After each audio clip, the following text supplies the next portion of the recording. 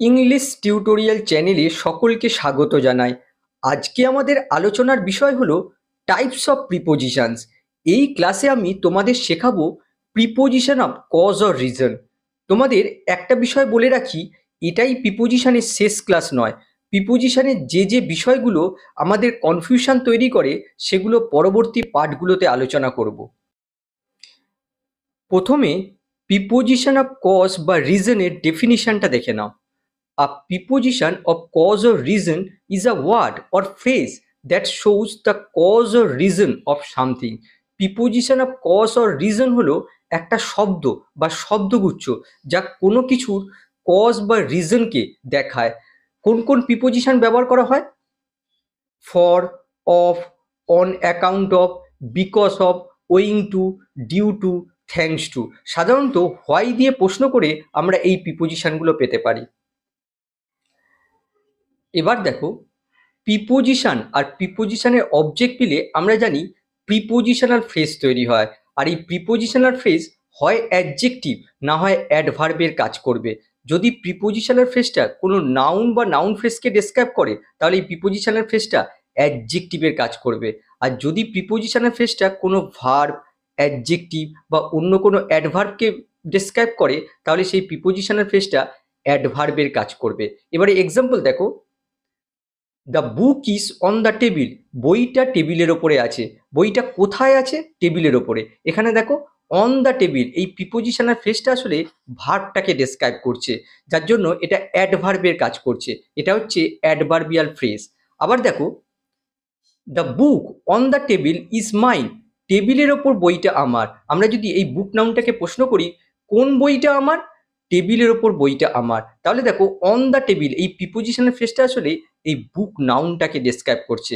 আর নাউনকে describe করতে পারে কোনো অ্যাডজেক্টিভ, তার মানে এই প্রিপোজিশনাল ফ্রেজটা অ্যাডজেক্টিভের কাজ করছে। এটা হচ্ছে অ্যাডজেক্টিভাল ফ্রেজ। এবার দেখো, ডিউ টু এর অর্থ হচ্ছে কারণে, আবার ওয়িং টু এর অর্থ হচ্ছে কারণে। তাহলে এদের মধ্যে পার্থক্যটা কোথায়?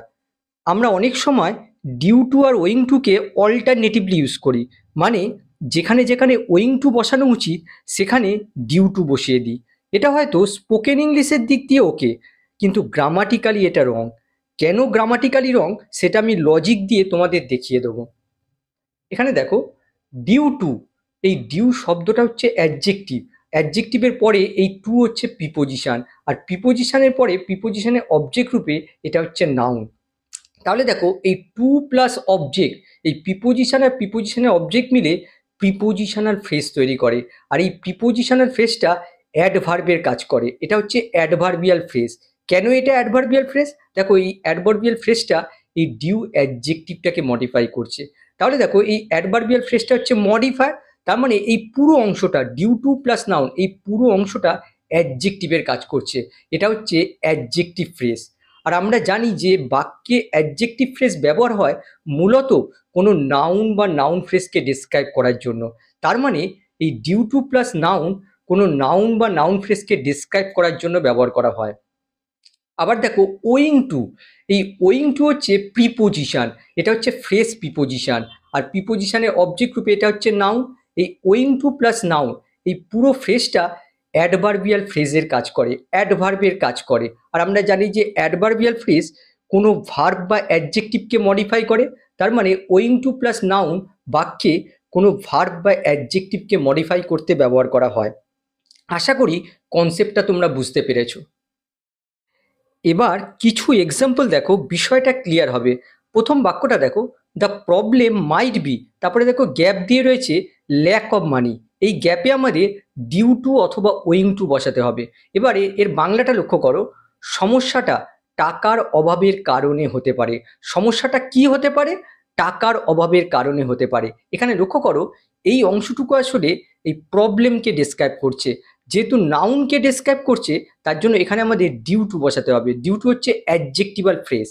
তাহলে দেখো উত্তরটা হয়ে গেল ডিউ টু। এখানে দেখো due to lack of money, এই পুরো অংশটা হচ্ছে সাবজেক্ট কমপ্লিমেন্ট, এই সাবজেক্টকে ডেসক্রাইব করছে। আর পরেরটা দেখো, দ্য মিটিং ওয়াজ ক্যান্সেল, তারপরে দেখো গ্যাপ দিয়ে রয়েছে দ্য রেইন। এর বাংলাটা হচ্ছে মিটিংটা ক্যান্সেল করা হয়েছিল বৃষ্টির কারণে।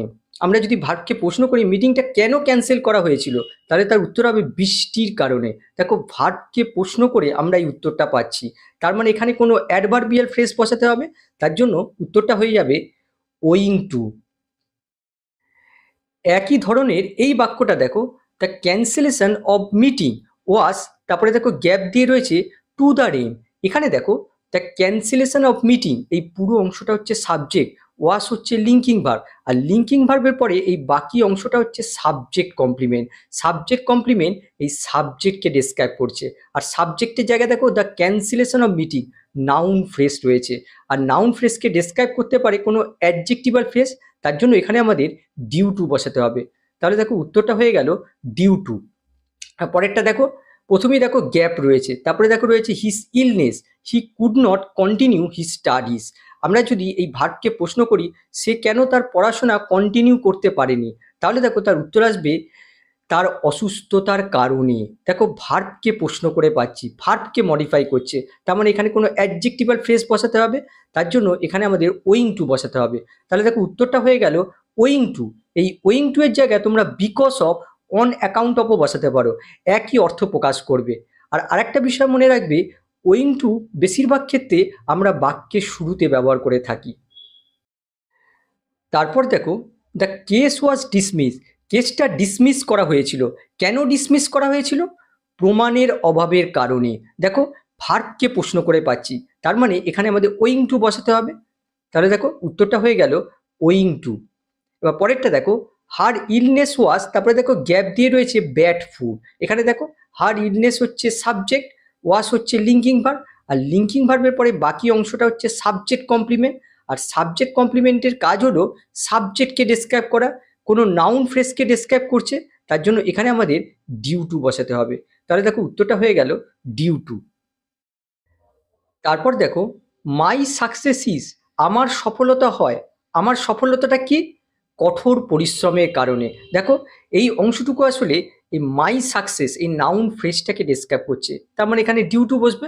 তাহলে দেখো উত্তরটা হয়ে গেল ডিউ টু। এবার পরেরটা দেখো, I consider my self very fortunate, তারপরে দেখো গ্যাপ দিয়ে রয়েছে ওয়াচিং ইয়োর ভিডিও। এখানে দেখো এখানে ফরচুনেট হচ্ছে অ্যাডজেক্টিভ, এই অ্যাডজেক্টিভকে যদি আমরা প্রশ্ন করি যে আমি কেন নিজেকে খুব সৌভাগ্যবান মনে করি, দেখো অ্যাডজেক্টিভকে কেন দিয়ে প্রশ্ন করছি, তখন তার উত্তরটা কি পাবো? তোমার ভিডিও দেখার কারণে।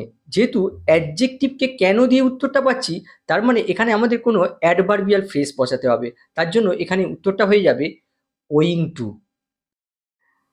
তারপর দেখো because of, on account of, owing two, thanks two, এদের সকলেরই অর্থ হচ্ছে কারণে। রিজন অফ সামথিং বা কোনো কিছুর কারণ বোঝাতে ব্যবহার করা হয়। এদের মধ্যে দেখো এই ওয়িং টু আমরা আগেই আলোচনা করে ফেলেছি, এগুলো সবই হচ্ছে ফ্রেজাল প্রিপোজিশন।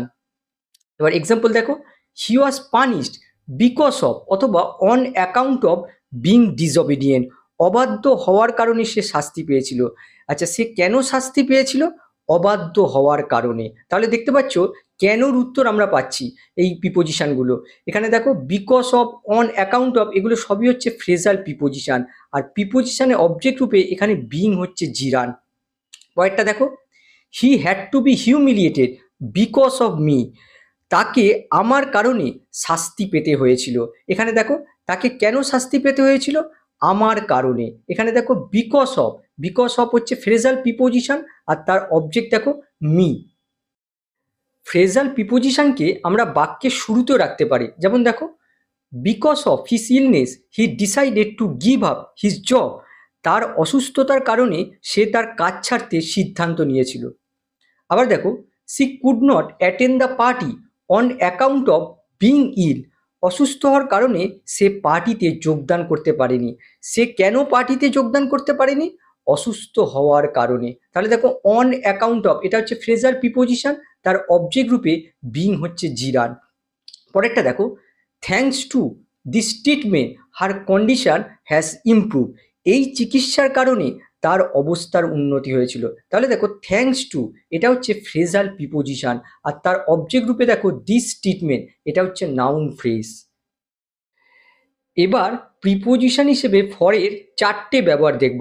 প্রথম ব্যবহারটা দেখো, ফর ইউজ হয় ইনটেন্ডেড রেসিপিয়েন্টের ক্ষেত্রে, আর টু ইউজ হয় অ্যাকচুয়াল রেসিপিয়েন্টের ক্ষেত্রে। এক্সাম্পল দেখো, বিষয়টা ক্লিয়ার হবে। আই বট আ গিফট, আমি একটা গিফট কিনেছিলাম। কার জন্য কিনেছিলাম? মাই সিস্টার, আমার বোনের জন্য। এখানে দেখো, এই মাই সিস্টার হচ্ছে আমার টার্গেট রেসিপিয়েন্ট, যার উদ্দেশ্যে আমি গিফটটা কিনেছিলাম। তাই মাই সিস্টার হচ্ছে ইনটেন্ডেড রেসিপিয়েন্ট। আমাদের কাছে ক্লিয়ার নয় তার হাতে গিফটটা পৌঁছবে কি না, সুতরাং এখানে আমাদের ফর ব্যবহার করতে হবে। ফর বসে ইনটেন্ডেড রেসিপিয়েন্টের ক্ষেত্রে। আবার এই এক্সাম্পলটা দেখো, আই গেভ আ গিফট, আমি একটা গিফট দিয়েছিলাম। কাকে দিয়েছিলাম? আমার বন্ধুকে। এখানে দেখো, এই মাই ফ্রেন্ড হচ্ছে অ্যাকচুয়াল রেসিপিয়েন্ট যে গিফটটা পেয়েছিল, সুতরাং এখানে আমাদের টু ব্যবহার করতে হবে। টু বসে অ্যাকচুয়াল রেসিপিয়েন্টের ক্ষেত্রে। ফরের দ্বিতীয় ব্যবহারটা দেখো, ফর প্লাস নাউন অথবা নাউন ফ্রেজ উদ্দেশ্য বা পারপাস বোঝাতে ব্যবহার করা হয়। যেমন দেখো, I am going to the market, আমি মার্কেটে যাচ্ছি। আমি কিসের উদ্দেশ্যে মার্কেটে যাচ্ছি বা আমি কেন মার্কেটে যাচ্ছি? তাহলে দেখো, তার উত্তর হবে বই কেনার জন্য বা বই কেনার উদ্দেশ্যে। দেখো, উদ্দেশ্য বা পারপাস বোঝাচ্ছে। আমরা জানি যে উদ্দেশ্য বা পারপাস বোঝালে ইনফিনিটিভ ইউজ করতে হয়, সুতরাং এই বাক্যটা সঠিক। এখানে টু বাই বুকস, এই কথাটার অর্থ হচ্ছে in order to buy books. আবার এই বাক্যটা দেখো, I am going to the market for buying books, এই বাক্যটা কিন্তু ভুল রয়েছে। উদ্দেশ্য বা পারপাস বোঝাতে আমরা কখনোই ফর প্লাস ভার্বের আইএনজি ফর্ম অর্থাৎ জিরান্ড ইউজ করি না, সুতরাং এই বাক্যটা ভুল রয়েছে। আবার এই বাক্যটা দেখো, I am going to the market for books, এই বাক্যটা সঠিক। এখানে উদ্দেশ্য বা পারপাস বোঝাচ্ছে।